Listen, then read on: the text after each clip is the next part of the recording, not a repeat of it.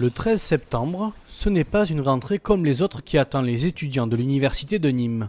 La pandémie est toujours présente, mais la fac se modernise avec un nouveau logo et de nouveaux équipements. Sur Vauban, la très attendue halle des sports vient de sortir de terre, un gymnase, une salle de danse et un dojo pour un investissement de 4,5 millions d'euros, paraissant indispensable pour la filière STAPS, lancée en 2018.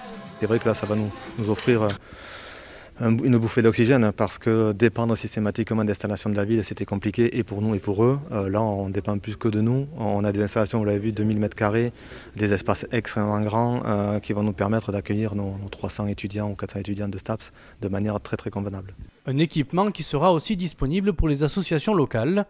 L'autre nouveauté sur ce même lieu, c'est la création d'un pôle médical avec 6 salles de consultation afin d'offrir des services plus importants en matière de santé aux étudiants, avec même une exclusivité. Je disais, on fait de la prévention, donc le médecin ne peut pas prescrire.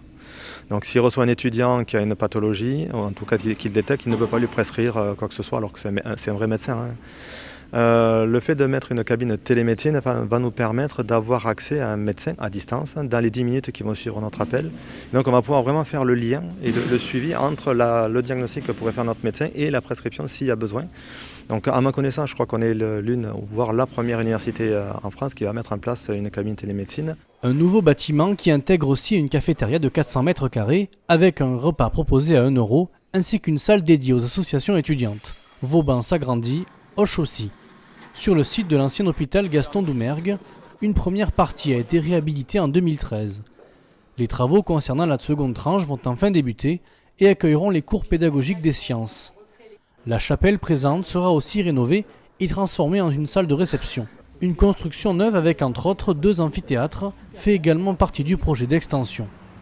Donc la construction neuve, elle va concerner 3500 m² qui vont être dédiés à la recherche et qui vont nous permettre de déménager le site GIS et le site des Carmes.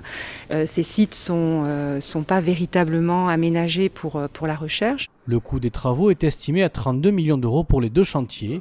Tout devrait être prêt pour la rentrée 2023, une date où Nîmes devrait accueillir près de 6000 étudiants avec des équipements à la pointe et une offre de formation variée. Je pense que l'université de Nîmes, qui est toujours qualifiée de petite université aujourd'hui, elle a vraiment de quoi être fière. Elle porte fort et haut ses couleurs pour offrir à nos étudiants le plus de services et les formations qui vont avec, où les étudiants n'auront plus besoin d'aller s'expatrier partout et même ne serait-ce qu'à Montpellier pour trouver ce dont ils ont besoin. Malgré ces nouvelles infrastructures, l'université de Nîmes ne peut répondre à la hausse future du nombre d'étudiants et va devoir à court terme trouver un site supplémentaire.